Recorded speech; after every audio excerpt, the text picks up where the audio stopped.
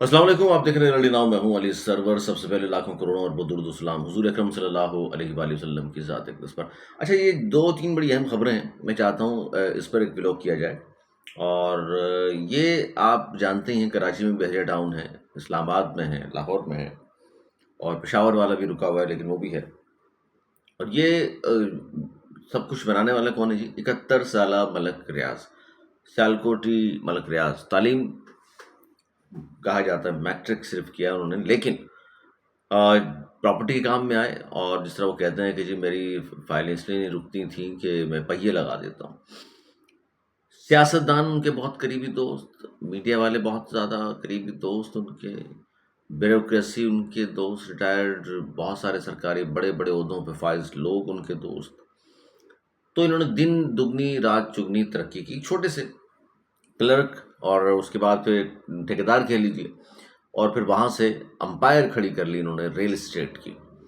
اچھا، آج کل خبروں میں دوبارہ ہیں، اور کہا جاتا ہے جی کہ خبر تھی کہ جی شاید وہ زیر طاج اس لیے ہیں کہ عمران خان کے خلاف گواہی دینے سے انہوں نے انکار کیا، حالانکہ ایسی بات نہیں ہے۔ خان صاحب کے خلاف تو ملک ریاض کی گواہی اتنی اہمیت نہیں رکھتی۔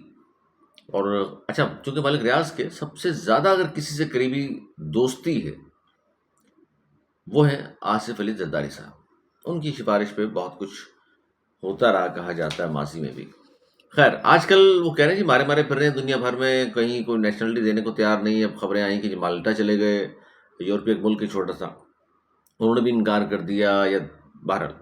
لیکن ہمارے پاس خبر آ گئی ہے کہ اب انہوں نے کس ملک کی نیشنلٹی لے لی ہے۔ حکومت پاکستان کی جانب سے، عدلیہ کی جانب سے ان کے بارہا وارنٹ گرفتاری جاری ہوئے ہیں، وہ نہیں آ رہے پاکستان۔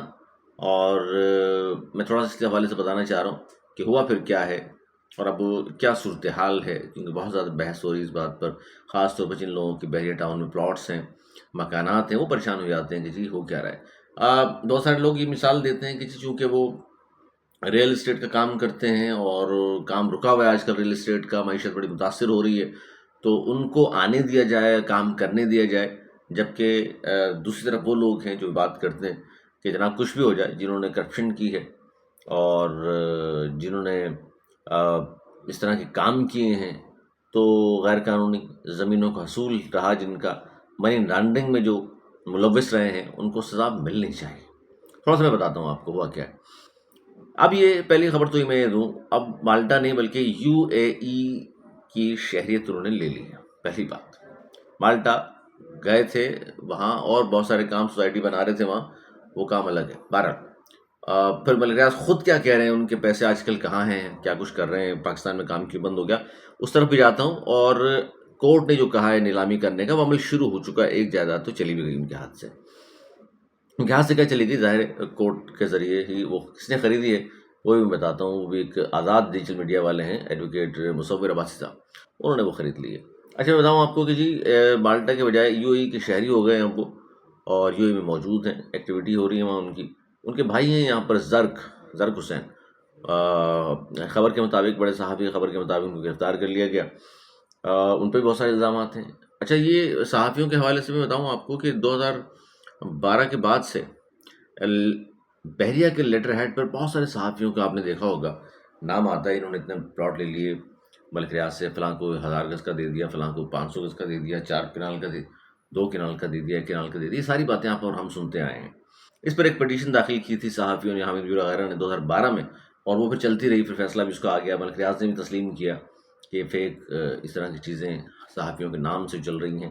لیکن چونکہ بحریہ ٹاؤن کا لیٹر ہیڈ استعمال ہوا، اس پر وہ سب کے نام لکھے ہوئے ہیں، تو اس لیے اس کو بار بار آپ نے دیکھا ہوگا بہت سارے لوگ اس کو اپنے مقاصد کے لیے استعمال کرتے ہیں، اور لگے فیک ہیں لیکن ان کو استعمال کرتے ہیں۔ پھر بھی بعض دفعہ پھر آ جاتی ہیں سوشل میڈیا پر، کہتے ہیں یہ دیکھیں بڑے بڑے نام صحافت کے، اور ملک ریاض سے پیسے لیتے رہے، پلاٹ لیتے رہے۔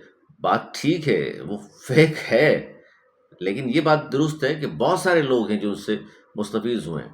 پھر تو بہت ساری بڑی بڑی باتیں آتی ہیں نا، کہ پھر تو کوئی پوچھ سکتا ہے کہ لاہور میں زرداری صاحب کو گھر کس نے دے دیا، میاں صاحب کو چیزیں پھر تو بہت ساری نکل آئیں گی نا۔ اب جیسے میاں صاحب ناراض ہو گئے تھے ملک ریاض صاحب سے، جب عمران خان نے دھرنا دیا ہوا تھا، 2013-14 کی بات ہے، تو ملک ریاض نے پیغام ان کو دیا تھا کہ آپ استعفیٰ دے دیں۔ ملک ریاض صاحب نے جب یہ پیغام پہنچایا تھا نواز شریف تک، تو میاں صاحب ناراض ہو گئے تھے ملک ریاض سے. اور پھر یہ بھی دیکھیے کہ 2019-20 میں ون ہائٹ پارک جو گھر تھا وہ ملک ریاض کو بیچا پھر میاں صاحب نے. اور وہی تو وہ پیسہ تھا جو منی لانڈرنگ سے یہاں سے لے کر گئے پاکستان سے، ثابت نہیں کر سکے کہ کہاں سے آیا ان کے پاس یہ پیسہ. اور پھر وہ ایک لمبی داستان. بہرحال جی آگے چلتے ہیں. اب بتاتا ہوں میں آپ کو کہ ہوا کیا. مارچ اپریل کی بات ہے، پھر نیب نے ملک ریاض سے منسلک بحریہ ٹاؤن کی جائیدادیں اس میں شروع کر دیا ہے. اور مارچ اپریل میں بینک اکاؤنٹس منجمد کیے تھے، جائیدادیں سیل کر دی تھیں. اور ان پر میں نے جس طرح کہا کہ کارروائی کی وجہ کیا تھی، کرپشن کے الزامات، غیر قانونی زمینوں کا حصول، منی لانڈرنگ وغیرہ. سپریم کورٹ نے بحریہ ٹاؤن کراچی میں 460 ارب جرمانہ ان پر عائد کیا تھا، اور بڑی رقم اکاؤنٹ میں ابھی تک ادا ہی نہیں کی انہوں نے. اس فیصلے کے تحت کئی جائیدادیں نیلام ہو رہی ہیں، اور ان کی کہا جاتا ہے ڈیل بن گئی تھی. پھر انہوں نے ایک ٹویٹ کر دیا، اور اس ٹویٹ کی وجہ سے کہ میں گواہی نہیں دوں گا خان کے خلاف، اس طرح کوئی ٹویٹ تھا ان کا، جس کے بعد کہا جاتا ہے جی پھر ناراضگی ان کی ہو گئی. اور اب تو خیر منت ترلے بھی کر رہے ہیں ملک ریاض حسین صاحب، لیکن اب ان کی 6 جائیدادوں پر نیلامی شروع ہو چکی ہے. ایک جائیداد گزشتہ روز بک بھی گئی، نیلام ہو گئی، اور وہ خریدی ہے آزاد ڈیجیٹل میڈیا کے مصور عباسی صاحب نے. اچھا جی، اب یہ ملک ریاض والی خبر جو میں نے اس لیے کہا آپ سے، ایک چھوٹی سی لڑکی سے آغاز کیا اور امپائر کھڑی کر لی، آج کل زیر عتاب ہیں. وجہ اس کی جو الزامات ہیں ان پر یہ ہیں، اور جس کی وجہ سے اب ان کے خلاف جو ہے نا کارروائیاں ہو رہی ہیں. پاکستان وہ آ نہیں رہے، بھاگتے پھر رہے تھے، اب وہ کہا جاتا ہے یو اے ای میں انہوں نے جائیداد اپنا سٹیزن شپ حاصل کر لیے. لیکن ان سے منسلک جو لوگ ہیں پاکستان میں، چونکہ ہزاروں لوگ تھے ملازمین ان کے، اور پاکستان میں جب بھی پراپرٹی کے حوالے سے کام چلتا ہے ملک ریاض کا بڑا نام آتا ہے اس میں، اور ان کی بڑی لوگ قدر کرتے ہیں اس حوالے سے کہ جی معیشت کو بڑا سہارا ملتا ہے جب ریل اسٹیٹس کا کام چل رہا ہوتا ہے. آج کل بند پڑا ہوا ہے، تو بہت سارے لوگ اس لیے پریشان ہیں کہ جی ملک ریاض کو چانس دینا چاہیے تھا، ان سے بات ہونی چاہیے تھی. وہ خود بھی یہ چاہتے ہیں، انہوں نے خود بھی ٹویٹ کیا ہے، اور وہ کہہ رہے ہیں کہ جی میں اداروں سے اپیل کرتا ہوں کہ انصاف، عقل اور تدبر سے کام لیں اور مجھے چانس دیں دوبارہ. بہرحال یہ ملک ریاض صاحب کی سٹوری. اور اب آ جائیے جی اینکر پرسن کرن ناز، سما پر پروگرام کرتی ہیں، کراچی سے آپ کا تعلق ہے، آج کل اسلام آباد میں. اور انہوں نے ٹویٹ کیا کہ وہ سرخرو ہو گئی ہیں، عدالت نے مقدمہ خارج کر دیا ہے. اور مقدمہ کیا تھا؟ مقدمہ یہ تھا کہ سعید غنی صاحب نے ان پر جھوٹی خبر کا الزام لگایا تھا، اور پھر عدالت گئے اور وہاں ثابت نہیں کر سکے کہ یہ اپنے الزام کو وہ، تو لہٰذا معزز عدالت جو ہے کراچی کی سیشن کورٹ جنوبی، اس میں مدعی فریق کی جانب سے الزام کو ثابت کرنے کے لیے ٹھوس شواہد پیش نہ کیے جا سکے. 5 سال مقدمہ چلتا رہا، اور لیکن اس پر جیتنے کے بعد یہ مقدمہ کرن ناز صاحبہ نے جو ٹویٹ کیا اس میں صرف اتنی ہی بات لکھی، انہوں نے نہیں بتایا کہ خبر کیا تھی، اور وہ کیوں سید غنی صاحب کو لگتا تھا کہ یہ جھوٹی خبر ہے. اور پھر انہوں نے کچھ سید غنی صاحب کے حوالے سے کچھ نہیں کہا، پیپلز پارٹی کے حوالے سے کچھ نہیں کہا. اس کی وجہ یہ ہے کہ سما علیم خان صاحب مالک ہیں اس کے، اور علیم خان صاحب وزیر ہیں، وفاقی وزیر، پیپلز پارٹی وفاق میں شامل ہے. تو سمجھا کریں پھر بات کو، تو ظاہر ہے وہ بیچاری وہاں نوکری کر رہی ہیں تو نہیں بول سکتی نا، پھر مالکان کے خلاف مسائل ہو جاتے ہیں شروع. لیکن بہرحال انہوں نے بتایا، ہم نے اب آپ کو بتا دیا بھائی، وہ بہتر جانتی ہیں، کیوں بات کرنا نہیں چاہتے مزید اس کے اوپر. اچھا جی، یہ 2-3 خبریں میں نے کہا میں آپ کو اس حوالے سے آگاہ کروں. اور بہت سارے لوگ کہہ رہے ہیں کہ فیض حمید صاحب کے جو کیسز ہیں کورٹ مارشل والے، فیصلہ نہیں ہے.